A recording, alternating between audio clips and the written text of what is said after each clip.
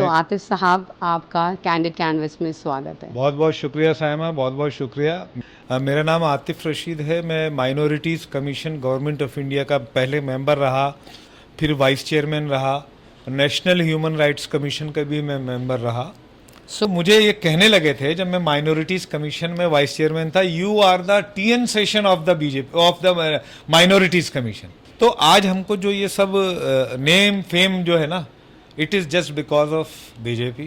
So I am very much thankful to the BJP कि आप politics में अपना पेशेंस बनाकर रखिए, otherwise you will turn into the frustration. तो एक बहुत सामान्य परिवार से था, घर की आर्थिक स्थिति भी ऐसी नहीं थी कि हम लोग जो है बहुत पॉलिटिक्स में कुछ कर पाएँ।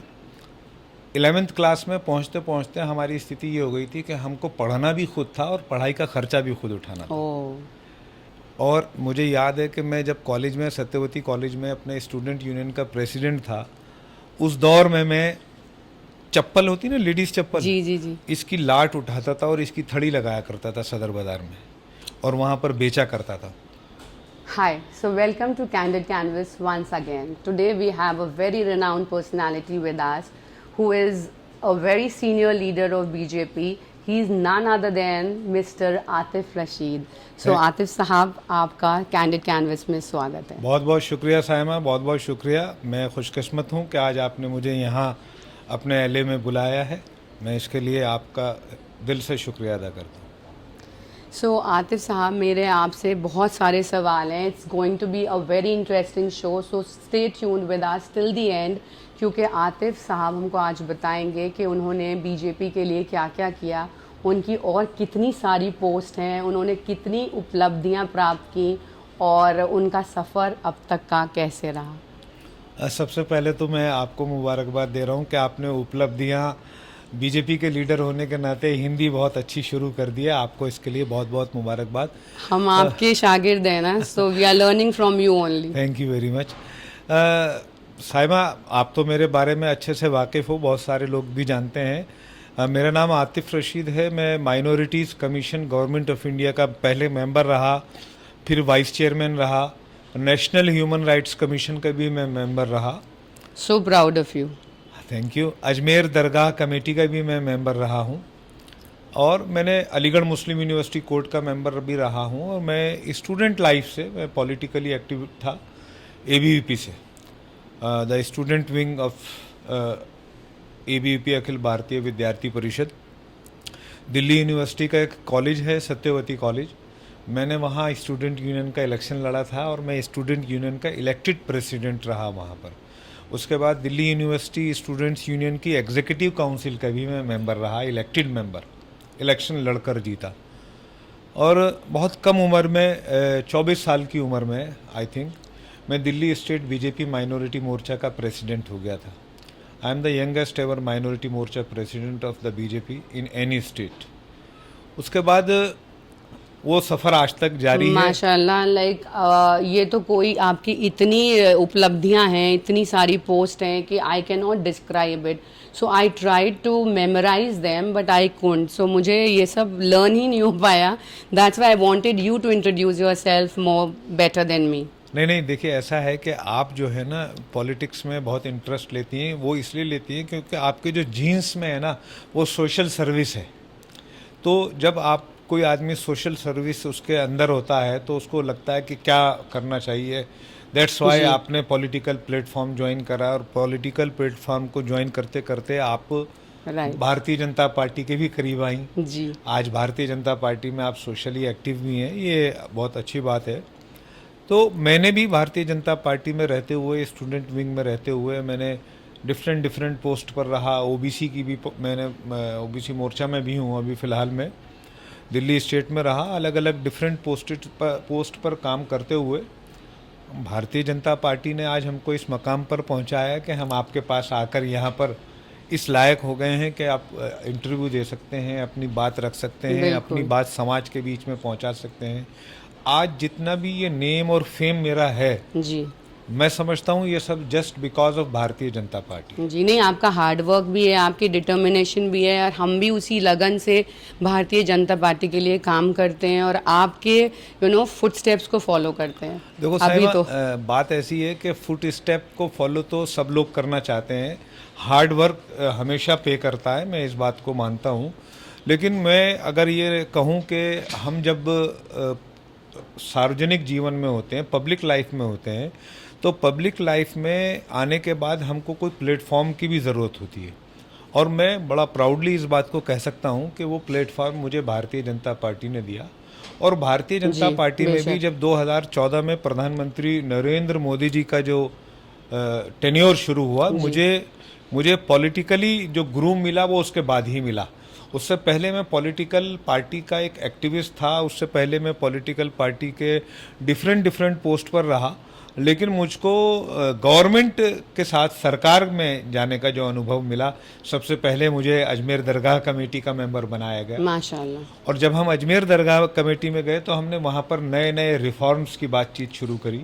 उसके बाद मुझे नेशनल माइनॉरिटीज़ कमीशन का मेंबर बनाया गया, वाइस चेयरमैन। इनफैक्ट मैं खालिस वाइस चेयरमैन नहीं था, मैं ऑफिशिएटिंग चेयरमैन था, क्योंकि उस वक्त कोई चेयरमैन था नहीं।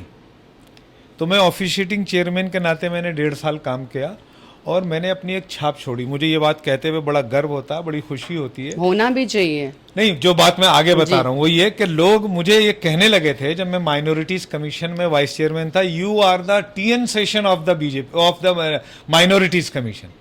टीएन सेशन ने चुनाव आयोग में नए नए काम करके चुनाव आयोग को एक पहचान दी थी।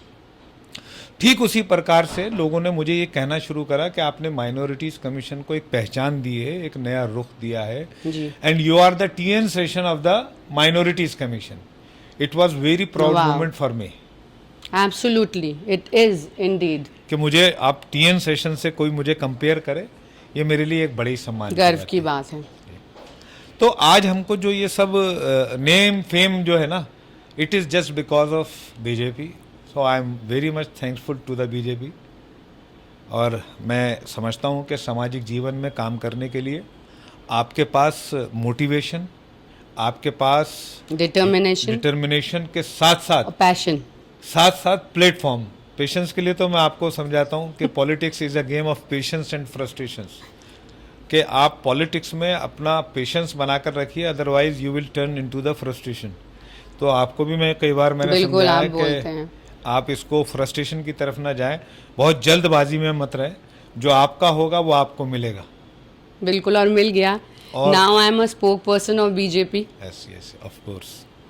सो आतिफ साहब, हमको अपनी लाइफ के स्ट्रगल्स के बारे में बताइए कि आपको क्या क्या परेशानियां हुई इस पॉलिटिक्स में, बिकॉज ये ऐसा तो है नहीं कि इट्स अ रोज बेड, जी, कांटों से भरा वो है ये, क्योंकि उसमें काफ़ी मशक्क़त करनी पड़ती है, मेहनत करनी पड़ती है, धूप में रहना पड़ता है। It's not at all glamorous field. Simon 93 में दिल्ली में सबसे पहले असेंबली का इलेक्शन हुआ था। उस वक्त I was just 11 years old. अच्छा।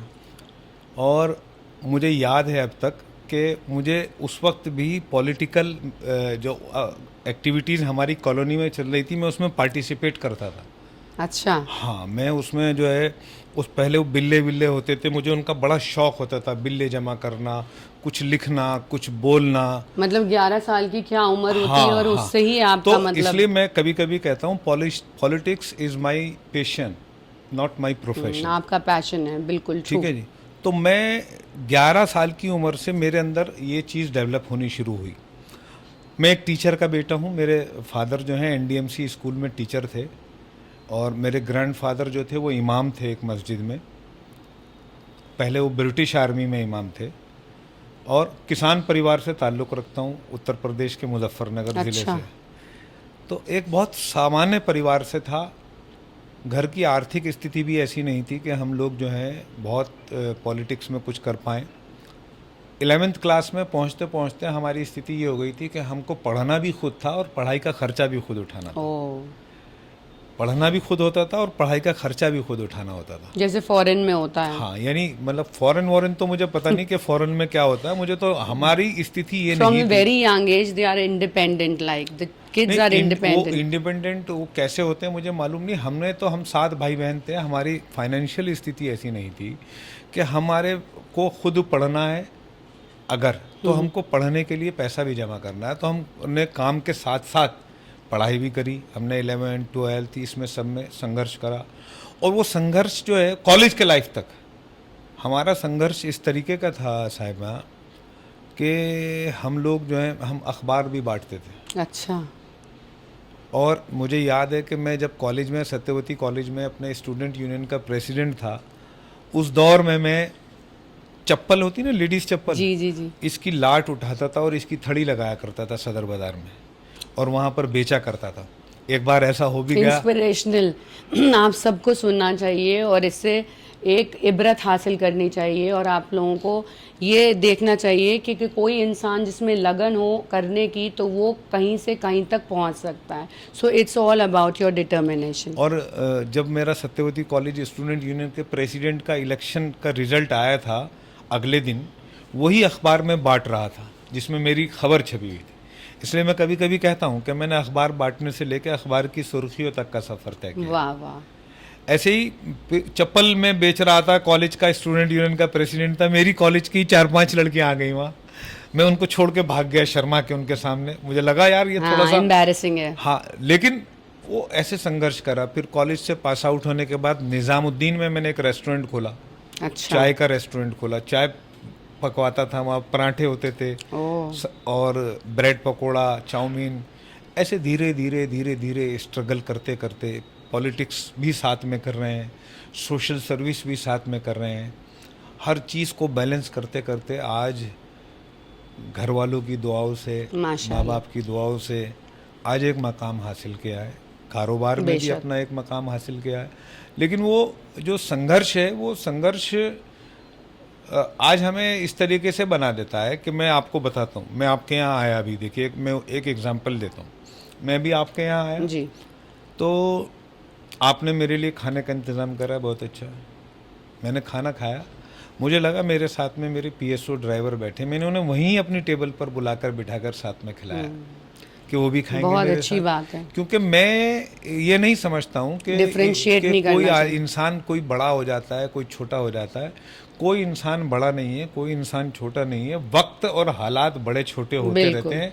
आज मेरे अच्छे हैं, कल को किसी और के अच्छे हो जाएंगे, और कल को लाइफ में कभी भी ट्विस्ट हो सकता है। जैसे अभी आप मुझसे कह रही थी कि मैं आपसे बात करूंगी उस बारे में भी, मैं ही बता देता हूँ, मुझे कैंसर हो गया अचानक। जी, वो बहुत इंस्पिरेशनल स्टोरी है आपकी। वो सबको सुननी चाहिए कि ये किन परेशानियों से गुजरे और क्या क्या इन्होंने फेस किया और उसको ओवरकम भी किया। तो वो एक स्ट्रॉन्ग इंसान ही ऐसा कुछ कर सकता है, अदरवाइज मोस्टली लोग तो डिप्रेशन में चले जाते हैं। हाँ, अब लाइफ की हमारी पटरी चल रही है बहुत अच्छी से, जी। अचानक से हमें ऐसा लगता है कि हमारे मुंह में कोई प्रॉब्लम है। हम जाते हैं चेक कराने, टेस्टिंग कराने, वो कहते हैं जी इसकी टेस्टिंग कर लेते हैं। अब हम टेस्टिंग करा ली तो वो उसमें रिपोर्ट आता है कि पॉजिटिव है और मुझे जो है कैंसर है। लेकिन by the grace of the God, by the grace of almighty Allah, मुझे जिस वक्त डॉक्टर ने फ़ोन करके बताया ना कि आपको कैंसर है, मुझे एक बार को भी ये एहसास नहीं हुआ कि ये कैंसर की बीमारी जो है ये मेरी जान लेने के लिए आई। एक बार भी मुझे ये एहसास नहीं हुआ। मुझे लगा कि कहीं ना कहीं मुझसे कुछ चूक हुई है, कोई गलती हुई है, जिसकी पकड़ में मैं आया हूँ। हाँ, जिसकी मैं पकड़ में आया हूँ। फौरन एट द सेम टाइम मैंने वो अपने आप को कैलकुलेट करना शुरू करा और मैंने अपनी, आप यकीन जानिएगा, मैं आप कहेंगी तो मैं फोटोग्राफ्स भी आपको दिखा सकता हूँ, मेरे मोबाइल में भी होंगे। अगर आप मेरे उस टाइम नहीं, आपका तो पूरा I know everything about it, I have seen it. उस टाइम के फोटोग्राफ्स देखेंगे तो आप ये देखिए, ये हम स्क्रीन पे दिखाएंगे आपको, सो आप लोग भी देख सकते हैं। ये देखिए मुझे ये किस अजियत से गुजरे हैं। मुझे मेरी इस कंडीशन में भी मेरे आसपास के लोगों को ये पता नहीं था कि ये कैंसर में मुब्तला है। मैं अपने रेडिएशन कराने जाता था, सर्जरी कराने जाता था, और मैं at that time I was vice chairman of the national commission of minorities, और मैं वहाँ से वहाँ चला जाया करता था, कुछ भी नहीं हुआ मुझे। एक दिन भी मैंने, नॉट अ सिंगल डे, कोई बेड रेस्ट नहीं हुआ। हालांकि मेरा 25 kg वेट लॉस हो गया था, खा नहीं पा रहा था। अगर मैं आपको पिक्चर्स दिखला दूंगा आप डर जाएंगे, वो कंडीशन हो गई थी। मैं मास्क लगाता था, अपने ऑफिस जाता था, पूरे हिंदुस्तान में जाता था। मैंने जनता अदालत लगाता था, वो नहीं बंद करी एक दिन भी। ये सब मतलब काम आपने रोका नहीं कोई बीच काम में? नहीं रोका, just because of the almighty अल्लाह।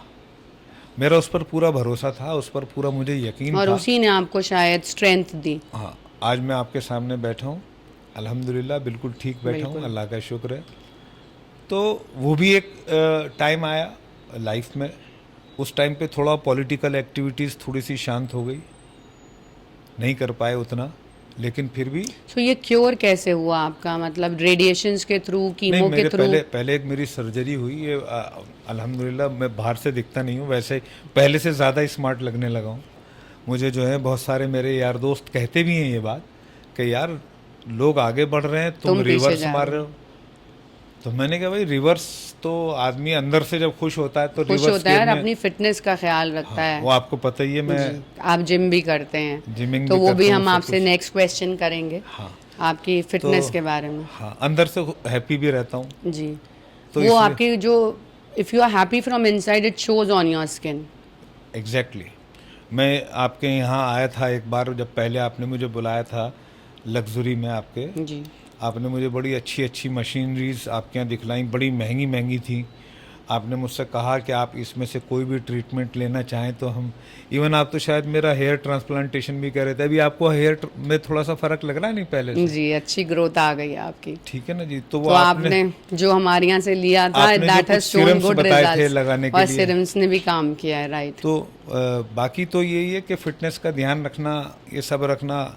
आपने ठीक है बहुत अच्छी अच्छी मशीनें लगा रखी हैं, बहुत अच्छा है, लेकिन मैं जो है कोशिश ये करता हूँ कि भाई मशीनों का, पे 50 fitness साल का। के बाद जाऊँगा आपके पास, क्योंकि 50 साल नहीं, के लग्जरी आपका इंतज़ार करती रहेगी और लग्जरी आपके लिए ही है।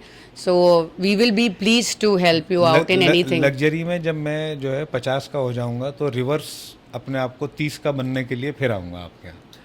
Sure, any time, you are more than welcome. So next question मेरा आपसे ये है कि आप अपनी फिटनेस जर्नी के बारे में, like how much you work out, what is your diet, जैसे बिजी स्केड्यूल होता है पॉलिटिकल लीडर्स का, तो आप क्या करते हैं अपने देखिए आप? मैंने जो है पिछले रखने के एक लिए। साल से जो है ना अपनी डाइट में अनाज को बिल्कुल माइनस कर रखा है। So no gluten? हाँ, नहीं मैं जो है ना मोटे अनाज जिन्हें बोलते हैं हम, देसी भाषा में मोटे जी। अनाज जिन्हें बोलते हैं, मल्टीग्रेन्स, हाँ, सो ग्लूटेन ही हो गया, वो हाँ, ग्लूटेन फ्री उनको डाइट यूज़ ले रहे करता हैं हूँ। आप? जी, और जो है शुगर मैंने कम कर दिए, ना नो के शुगर पे बराबर, आ गए हैं। ना के बराबर। ऐसे ही मैदा की चीज़ें कम खाता हूँ, अवॉइड करता हूँ। दैट इज़ मैं- very very harmful for your gut. तो ऐसी चीज़ें मैं थोड़ा सा अवॉइड करता हूँ, थोड़ा सा मैं कोशिश करता हूँ कि नेचुरल चीज़ की तरफ बढ़ूँ। ऐसे मैंने अपने घर में जो है, जैसे तेल है वो मैं अपने गांव में, हमारा गांव से जो मुजफ्फरनगर से ताल्लुक़ है, हमारी खेती है, मैंने बताया आपसे किसान पुत्र हूँ, तो वहीं से जो है हम वो मंगाते हैं तेल, सरसों का तेल, उसका इस्तेमाल करना है। कच्ची घानी कच्ची घानी, हाँ आप तो खुद सहारनपुर की हैं, सब समझ रहे मैं हैं। सब जानती हूँ, क्योंकि हम लोगों के अभी कोल्ड प्रेस्ड मस्टर्ड ऑयल आता है, जी जो एक तो ब्लैक मस्टर्ड आजकल आने लगा है, जी। तो वो यूज़ हो रहा है, और एक ऑर्गेनिक मस्टर्ड आ रहा है जिसे कोल्ड प्रेस्ड बोलते हैं। तो that is very good for your health. असल में क्या है कि आप हमारे सादे से, हम, मैंने कहा हम तो ज़मीनी आदमी हैं, किसान पुत्र हैं, ठीक है ना। हमारा तो खाना क्या होता है, बाजरे की रोटी, चटनी और अचार, चने का साग, हाँ। वो अब बहुत बहुत आप हेल्दी तो है। समाज की जो है फिल्म एक्टर हैं, हाई फाई सोसाइटी है आपकी, मैं ज़मीनी आदमी हूँ। आप समझ लीजिए मेरे घर में आप कभी आइएगा, नहीं, मेरे हम घर, भी ज़मीनी हैं। नहीं नहीं, मैं सोता भी ज़मीन पर ही हूँ, बेड पे नहीं सोता हूँ, ज़मीन पर सोता हूँ, बहुत अच्छी बात है, like you are close to ठीक अर्थ। है। अब मेरे साथ मुझे गवर्नमेंट ने सिक्योरिटी दे रखी है, सरकारी गाड़ी है, मैं कभी अपने घर पे आज तक सिक्योरिटी वालों को लेकर नहीं जाता हूँ साथ में। मेरा मोहल्ला मेरा परिवार है, बिल्कुल, तो वही मैं- आपकी सिक्योरिटी है। वही मेरी सिक्योरिटी है, मेरी कॉलोनी मेरा परिवार है। तो मैं अपनी मेरे कॉलोनी में आप कोई कह नहीं सकता। मैं माइनॉरिटीज़ कमीशन का जब वाइस चेयरमैन था, my status was as cabinet minister government of India. मुझे सरकारी बंगला अलॉट हुआ, मैं सरकारी बंगले में सिंगल डे नहीं रुका हूँ जाकर, सिंगल डे अपने घर पर रहता था। मेरे पड़ोस में तो ऐसे ही अपना चप्पल पहने और लोअर पहना, टी शर्ट, कभी कभी तो मैं वो भी बांध लेता हूँ, लुंगी बांधा, कुर्ता पहना और ऐसे ही बाज़ार में सब्ज़ी भी लेने जाता हूँ। सब पूछिए आप मेरे मोहल्ले में जाकर, किसी को ये एहसास भी नहीं होता होगा, क्योंकि वो मेरा परिवार है, मेरी कॉलोनी मेरा परिवार है, मेरा एरिया मेरा परिवार और है। आपकी वहाँ शख्सियत ऐसे ही पता लगती है कि आप सब कुछ हासिल करके भी एक नॉर्मल इंसान की तरह रहें। ज़रूरी है ये। तो डाइट में तो मैंने आपको बताया कि हम डाइट में मैंने थोड़ा सा ऑयली चीज़ें थोड़ी अवॉइड कर दी हैं और थोड़ा मीठा अवॉइड कर दिया है। वही बेस्ट है, that's the key, that's the key. Chicken, mutton, fish, वो तो अच्छा है, that is high in protein. हाँ, इसको छोड़ता नहीं हूँ किसी भी कीमत पर। मुझे मालूम है बहुत अच्छी तरह कि आप नॉन वेज लवर हैं। हाँ, नहीं, मैं वेज भी पसंद करता हूँ। और मैं जो है, मेरे जो अड़ोसी पड़ोसी मेरे दोस्त, मान लीजिए मेरे कोई नॉन मुस्लिम दोस्त हैं और हम एक टेबल पर बैठे हुए हैं, मुझे लगा कि ये वेजिटेरियन है, तब मैं वेजिटेरियन ही प्रेफर करता हूँ, क्योंकि मैं नहीं चाहता हूँ कि मेरी वजह से किसी के सेंटिमेंट्स हर्ट हो। So before ending the show, Mr. Atif Rashid, with respect, I would love to ask you to sign this mug. वाह। आप कुछ अपनी blessings और कुछ messages में लिख दें कहाँ लिखूँ? on this only, और please read it loud so that audience should also know कि what you have written. My best wishes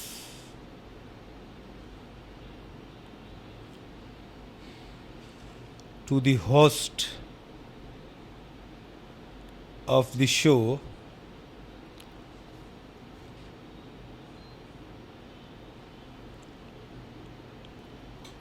with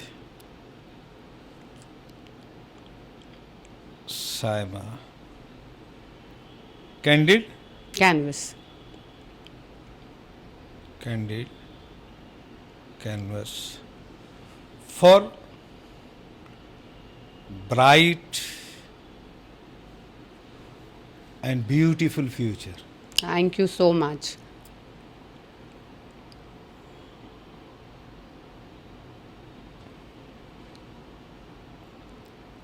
अच्छा, ये आप खुद रख लेंगे, हमें देंगी है?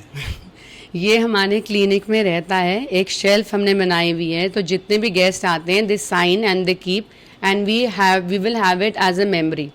ये आपकी मेमोरी हमारे पास ज़िंदगी भर रहेगी। ये लीजिए। Thank you so much. So Atif साहब, ये हमारे क्लिनिक की तरफ से आपको एक बहुत बहुत धन्यवाद साइमा जी आपका।